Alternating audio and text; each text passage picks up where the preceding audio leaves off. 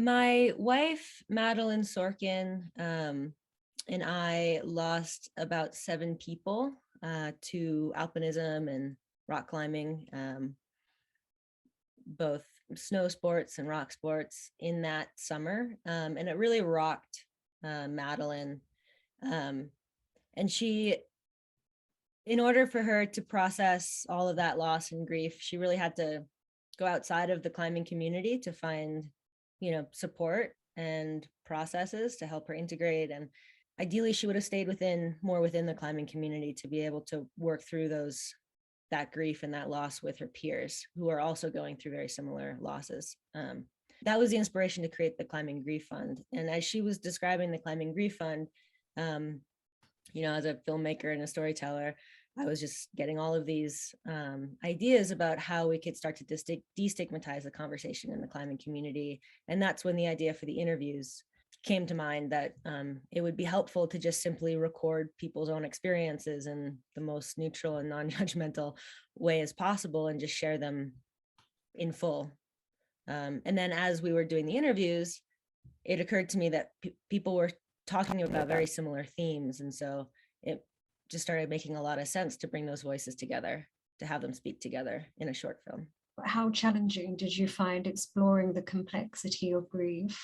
A big challenge for us wasn't so much in filmmaking anyway, in the kind of designing the questions and the space that we set up for the interviews, investigating this from the outside in as filmmakers and as interviewers.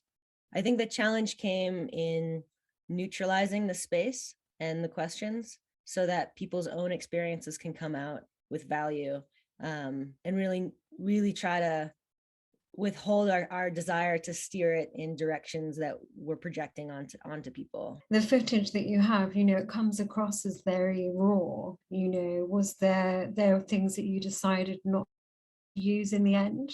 Interviewees, the people in the film and everybody else who we interviewed, were just incredibly generous. I was never asked not to use anything in the film. But the thing is, when you're putting a lot of voices together that weren't spoken together, they were spoken separately.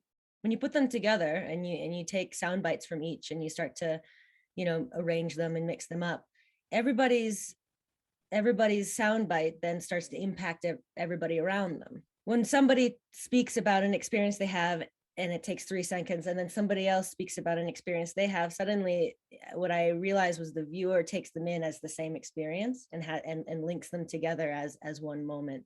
And it changes the original meaning for both of the original speakers. And so what I chose to leave out had less to do with trying to soften the impact and more to do with trying to really maintain integrity. How long was the shoot? We shot over 3 days, 2 days in a row, and then we had a whole nother round of people who wanted to be involved, and so we set up another day in a different location, and we interviewed, I think, about 30 people in those days. So do you have any anecdote to tell us about what happened during, was it, anything interesting that occurred? Well, the first 2 days were interesting because there's a sort of conference that happens each year, a few times a year, called Outdoor Retailer Show. And it's, where everybody comes and sells stuff and pitches ideas. And it's this really vibrant, upbeat, very external experience, a lot of energy. And we had the great idea of doing this very introspective, quiet, very intense interviewing there, partially because we had almost no budget to make this film. And we knew most of the people that we wanted to interview would be there over this weekend. So it would be easiest and cheapest to just go where the people are. So we ended up getting a room at the very bottom of this big entertainment center in Denver. And we'd have people sign up for times and they'd come in from this really like high energy external, sales event.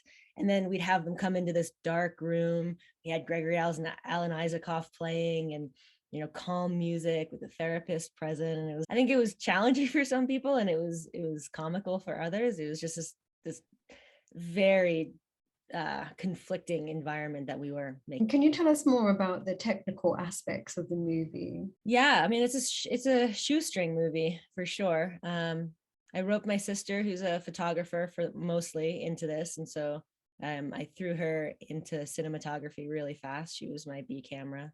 It was a hodgepodge of old lights that I've had for decades, and a few rented lights, and a lot of black sheets and black paper, and anything we could come up with to control the light in this conference room. 2 Sony cameras. I use A7S, and yeah, some scrappy lighting and a stool. So we had a directional. So audio for me, I was really stressed out about audio because capturing the stories, people's words are the most important thing, even though the visuals are also beautiful.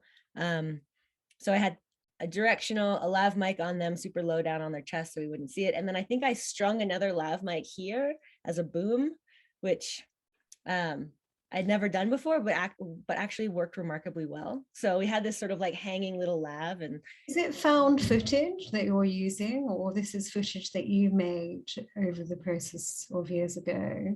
All the interviews are original. The footage of the climbers who've passed was all donated.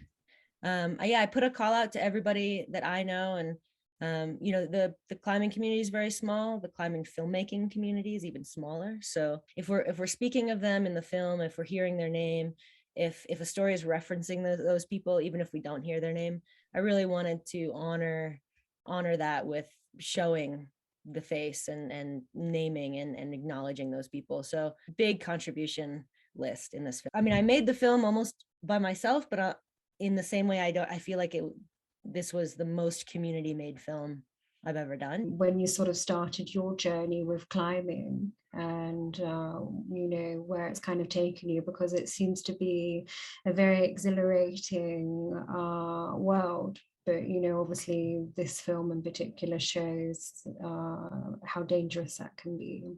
I have a very complex relationship to climbing. I started climbing when I was 9. I think my brother started doing it and I was feeling competitive, so I started as well. And then I kept going, he didn't.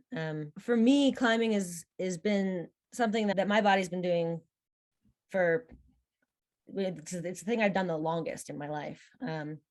That said, it's never hooked me like it has hooked people like my wife or the folks in this film. I've never felt overly addicted or obsessed about rock climbing, which has given me, I think, this really wonderful perspective on the sport where I really deeply understand it, and I really deeply understand why you would be hooked. And I really understand the movement and the practice. And I can hold my own, on big cliffs for filming. So all of those things I have in my world and in my culture and in my body. But because I haven't really been taken by it like so many people have, I can critique it. For me, climbing is just so much more than the act of ascend or a summit or something. And because those things have never actually interested me. It must be very difficult to be climbing and filmmaking at the same time. It's very physical.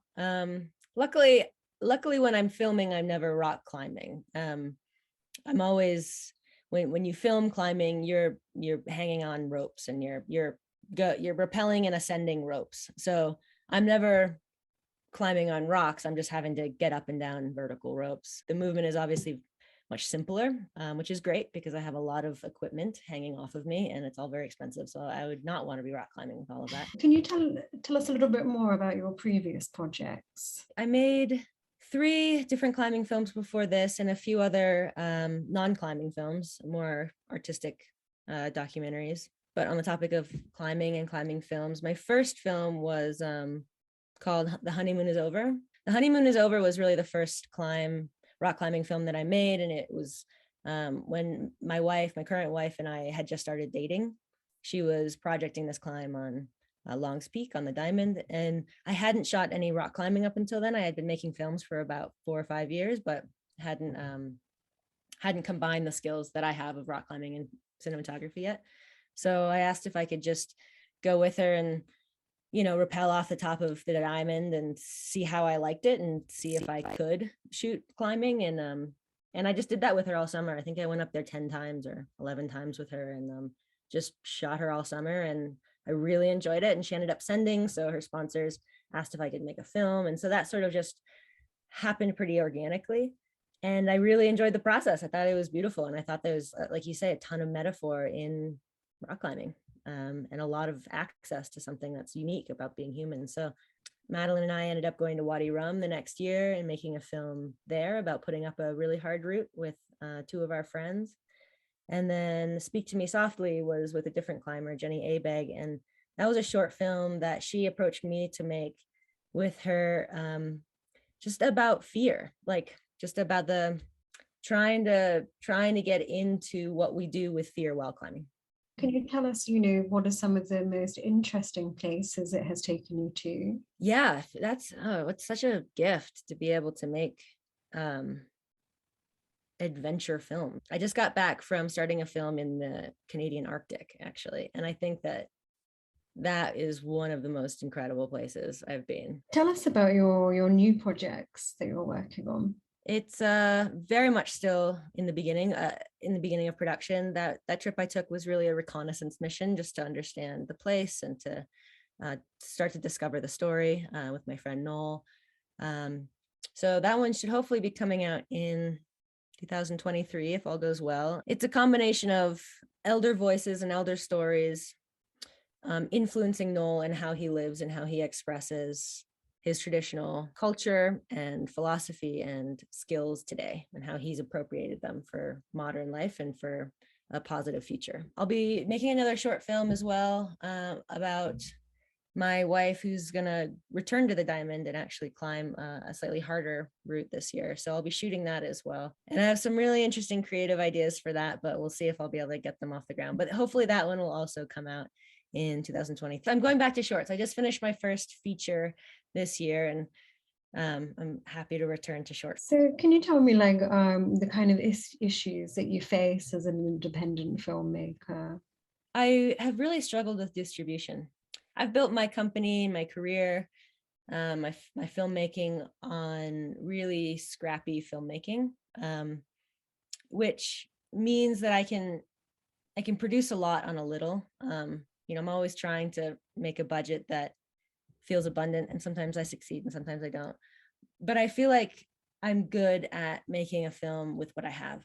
What I think is really challenging as an independent filmmaker, especially somebody who works with very small teams, is after I make the film, trying to get it seen. Do you have any advice for upcoming directors out there? I produce my own films by necessity. I have always, but if I were to do it again, I would try to partner with a producer earlier on in my career, and divide the workload. The work of producing is very distracting from the work of creating, and it's hard for me to switch my brain back and forth. So if there's any very incredible producers out there who want to produce me and my future works, please get in touch, because I am exhausting my brain going back and forth.